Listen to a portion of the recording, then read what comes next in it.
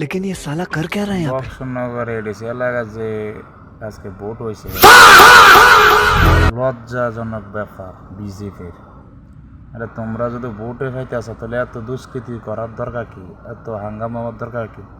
শান্তি মতো ভোটটা পাইলে তো সারা দেশের যে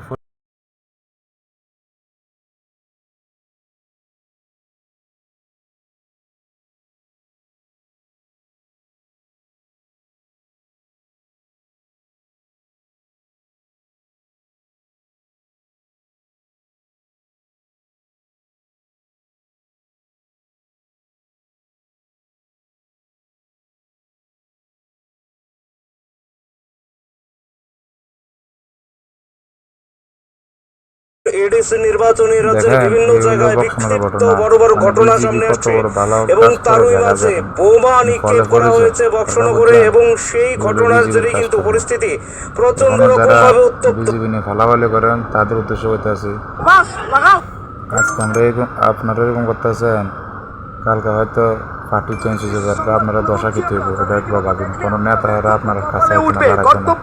মার খেতে হলে আপনারা না খেতে হবে, ঠিক আছে? নেতারা বাবুরা ঘরে বইতে বেশি তোলে আরামেশ করে বিদেশে ঘুরবে, ঠিক আছে? এটা কথা মাথা ধ্যান দিয়েন।